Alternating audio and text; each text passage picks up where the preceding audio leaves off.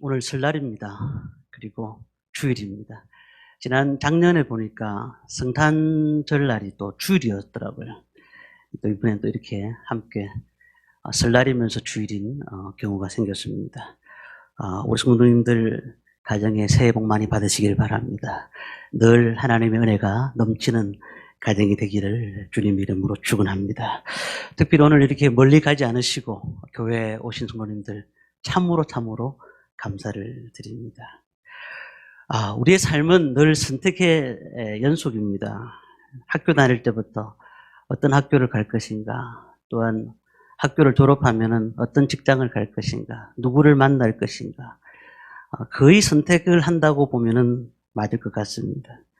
1980년도에 우리에게 유행했던 문구가 하나 있습니다. 순간의 선택이 10년을 좌우합니다.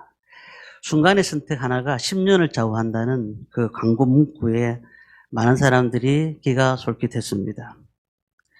우리 살아가는 사람들 중에서 모든 분들은 다 선택을 하며 살아가는 것이거든요. 그래서 참으로 이 선택이 매우 중요하다. 어떻게 살아갈 것인가가 매우 중요하다고 생각이 되어집니다. 오늘도 아마 선택을 하셨을 것입니다. 무엇을 먹을 것인가, 무엇을 입을 것인가, 그리고 예배 후에 어떻게 갈 것인가. 그래서 철학자 사르트르는 이런 말을 했습니다. 인생은 탄생과 죽음 사이의 선택이다라고 이렇게 말을 했습니다. 우리가 눈을 뜨는 순간부터 잠자리에 드는 순간까지 계속해서 선택을 합니다. 수많은 선택. 이것은 큰 선택일 수도 있고 또한 작은 선택일 수도 있습니다. 성경에 보면은 에덴 동산에서 아담과 하와가 그런 선택을 하지 않습니까? 그 에덴 동산 가운데는 선악과가 있고 생명나무가 있었습니다.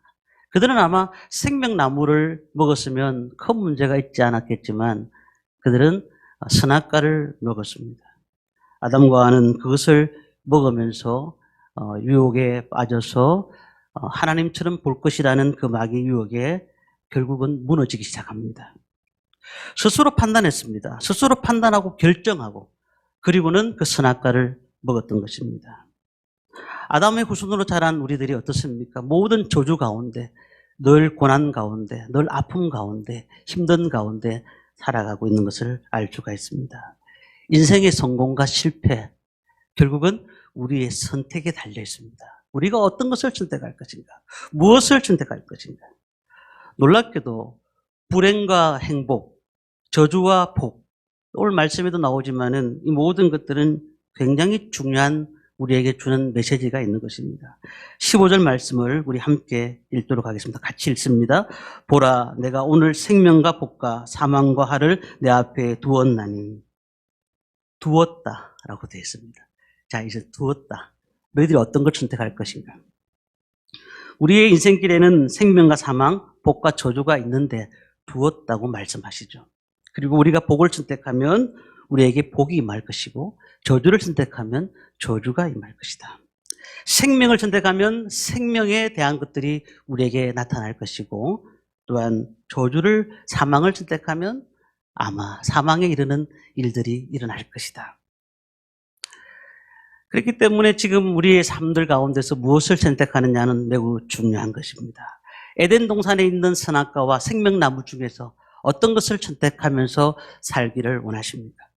생명과와 선악과는 에덴 동산에만 있는 것이 아니에요. 지금 이 현장에도 있는 겁니다. 선악을 알게 하는 나무가 있는 것뿐만 아니라 그 생명을 알게 하는 나무도 있더라는 거예요. 많은 사람들은 그 선악과에 대해서 관심을 가지지만 정확하게 하나님께서는 생명나무에 대한 말씀을 하셨더라는 겁니다. 하나님의 사람은 절대로 운명을 따르지 않습니다. 그런데 많은 사람들이 그런 생각을 합니다. 아유, 나는 이렇게밖에 살 수 없다고. 나는 태어날 때부터 어렵게 살았기 때문에 내가 죽는 순간까지도 어려움 가운데 살아갈 수밖에 없다라고 생각합니다. 그것은 하나님의 섭리를 부정하는 것입니다. 우리가 저주받을 인생을 가지고 태어난 사람은 아무도 없습니다. 아무리 어려운 가운데 태어나더라도 하나님께서 그들을 보면서 너는 그렇게 살 수밖에 없어라고 말씀하신 경우는 아무도 없었습니다. 올 한 해 저희 교회 기도 제목으로 삼고 있는 표가 지경을 넓혀가는 교회입니다. 지경이 넓혀가는 교회. 이 지경이 넓혀가는 교회는 지경을 넓혀 주옵소서라는 야베스의 기도입니다. 열왕기상 4장에 나오는 야베스 기도인데 이 야베스를 보니까 고통 가운데 태어났습니다. 그리고 그의 가정은 너무나도 어려웠습니다. 그런데 하나님 앞에 기도하면서 그런 기도하는 겁니다. 하나님, 나에게 복의 복을 더하여 주옵소서. 지경을 넓혀 주옵소서라고 기도하고 있습니다. 그때 하나님께서 그 구하는 것을 허락하셨다라고 말씀합니다. 허락하셨다. 가만히 있다고 잘 되어지는 것이 아닙니다. 가만히 있다고 우리에게 모든 것이 들어오는 것이 아닌 것 같아요.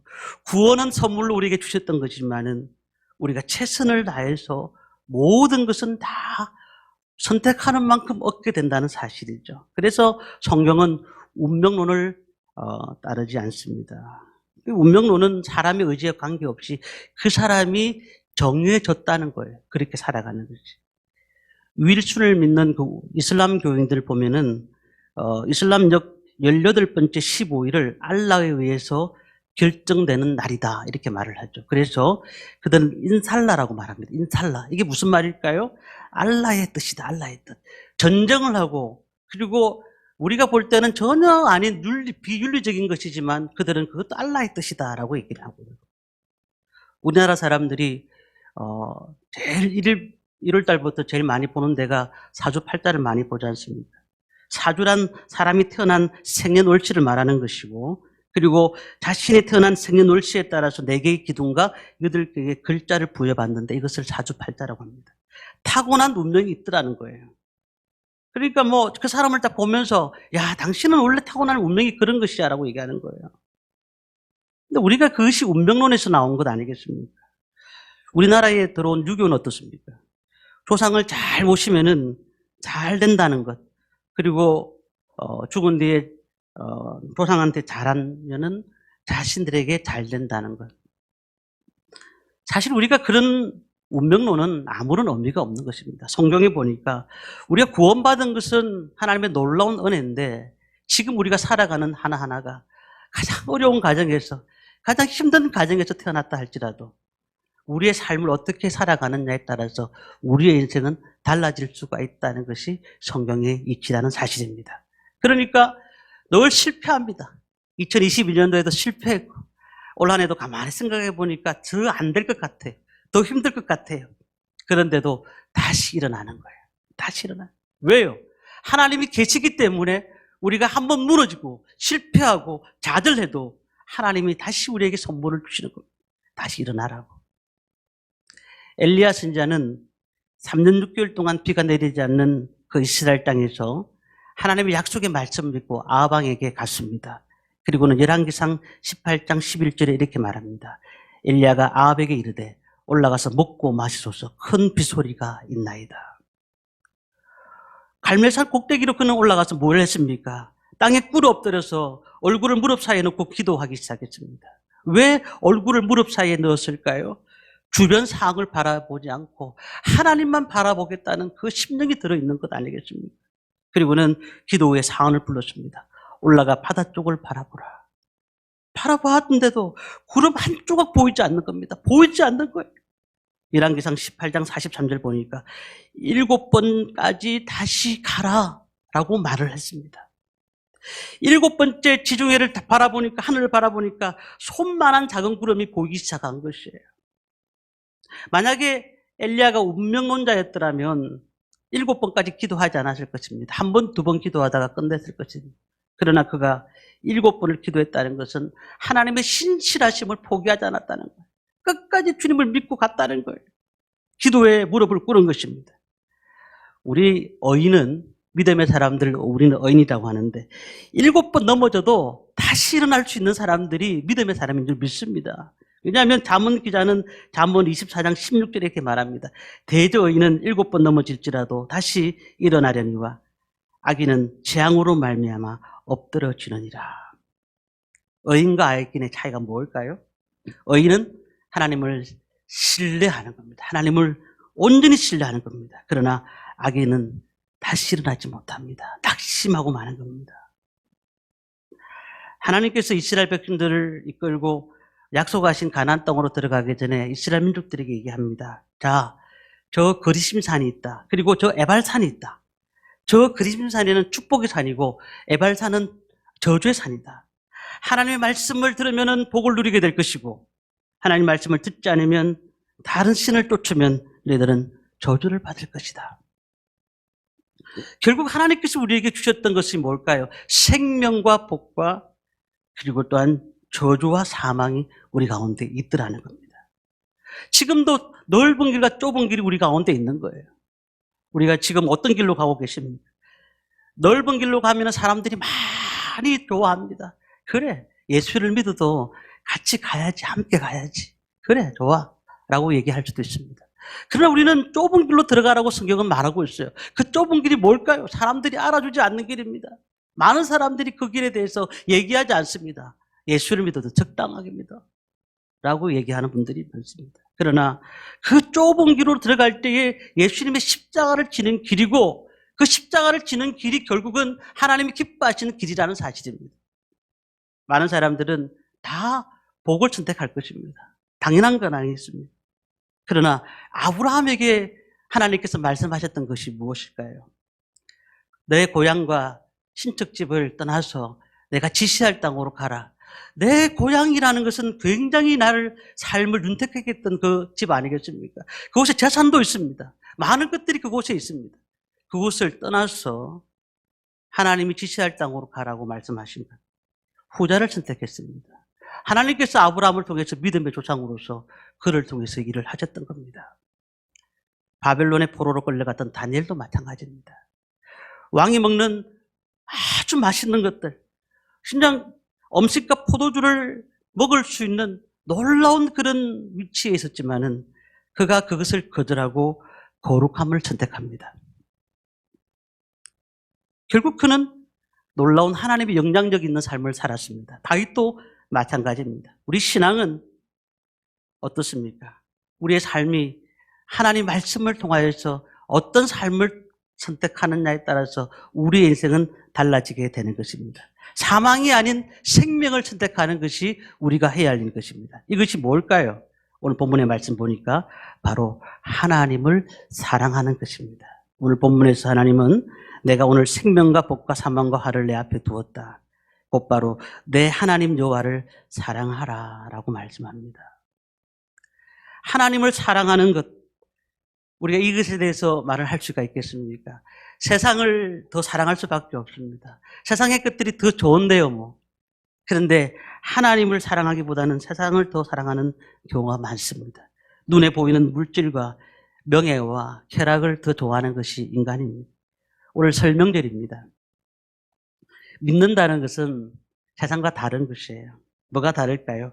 생명을 선택한 성도님들은 하나님을 사랑하는 겁니다.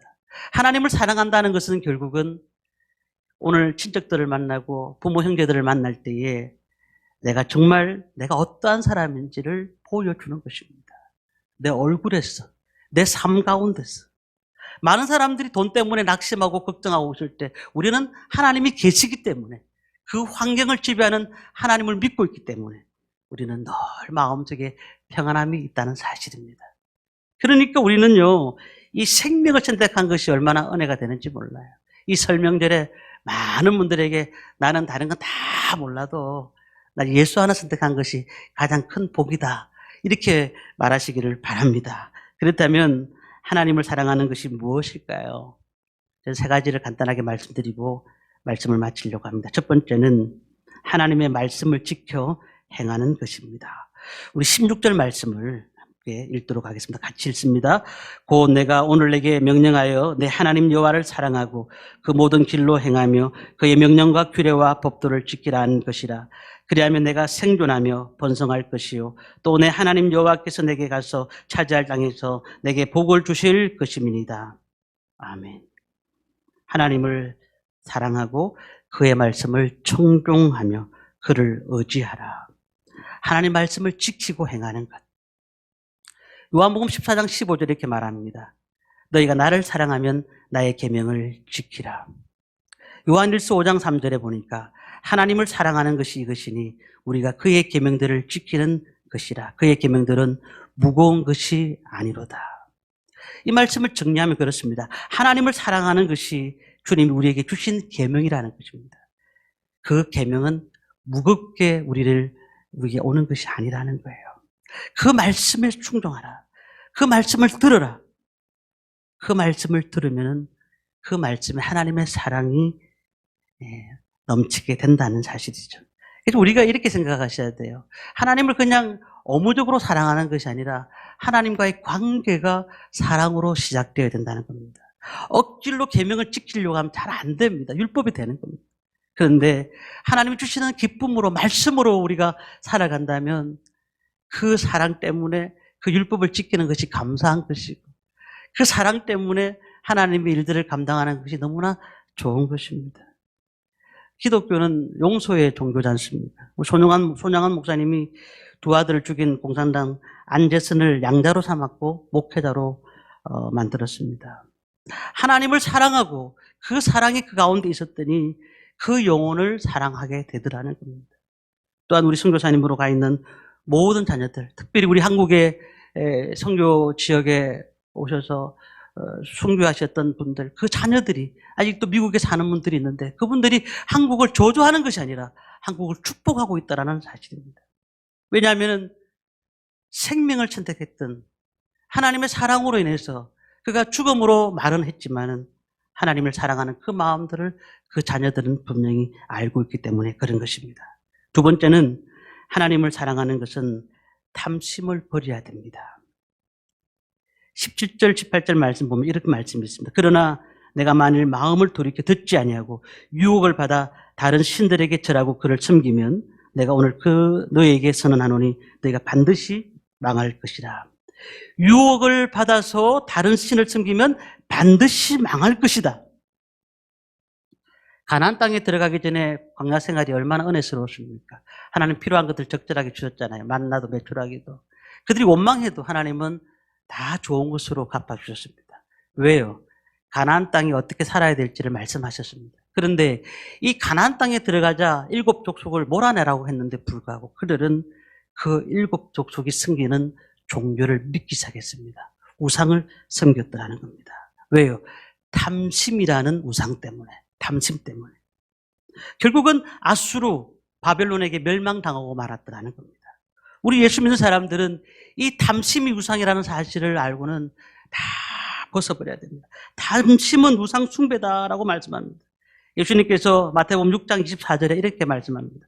한 사람이 두 주인을 섬기지 못할 것이니 혹 이를 미워하고 저를 사랑하거나 혹 이를 중히 여기고 저를 경히 여깁니다. 너희가 하나님과 재물을 겸하여 섬기지 못하느니라. 돈이 단순한 물질이 아니에요. 가장 영적인 것입니다. 사람들은 돈 아니면 하나님을 인생의 주인으로 모실 수밖에 없다라고 말하는 겁니다. 디모데전서 6장 10절 보니까 돈을 사랑함이 일만하게 뿌리가 되나니 라고 말씀합니다. 하나님 앞에 우리가 11조를 드립니다. 이것이 하나님 앞에 11조를 드리는 것은 우리가 정말 돈의 탐심으로부터 벗어나는 하나님 앞에 온전히 드리고자 하는 그 마음들에서 나온 것입니다. 11조는 인생의 주인이 돈이 아니라 하나님이심을 고백하는 신앙 고백이 되는 것입니다. 그래서 하나님은 자신의 이름을 명예를 걸고 온전한 11조를 드리라고 요구하십니다. 말라기 3장 10절에 그렇게 말씀합니다. 만군의 여호와가 이르노니 너희 온전한 11조를 창고에 들여 나의 집에 양식이 있게 하고 그것으로 나를 시험하여 내가 하늘 문을 열고 너에게 복을 쌓을 곳이 없도록 붙지 아니하냐 보라.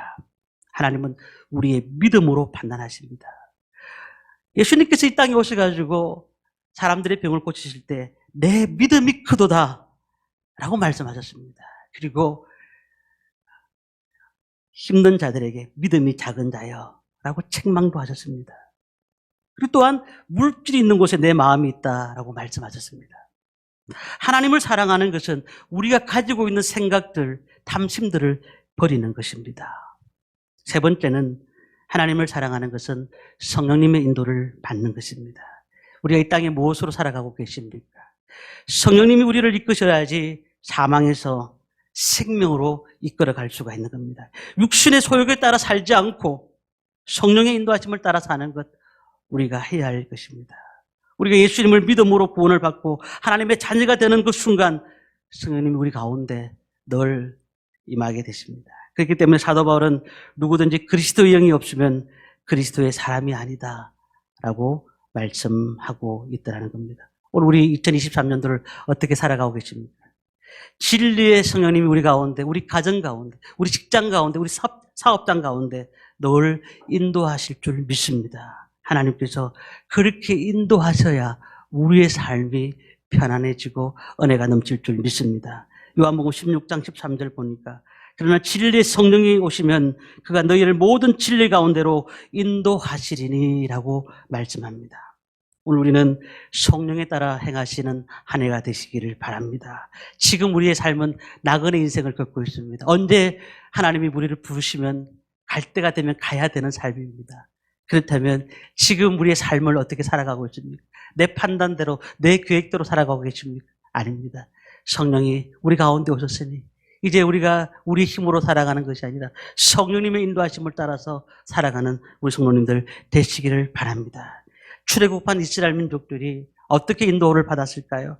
구름 기둥과 불 기둥으로 하나님의 인도를 받았습니다. 광야 40년 동안에 그들이 자신대로 판단대로 간 것이 아니었어요. 하나님이 주시는 은혜로 그가 인도함을 받았다는 겁니다. 성령의 인도하심을 따라 살았다는 사실입니다. 로마서 8장 14절에 보니까 무릇 하나님의 영으로 인도함을 받는 사람은 곧 하나님의 아들이다. 하나님의 자녀다라는 겁니다. 우리가 주님 앞에 나와 있다는 것은 무엇을 의미할까요?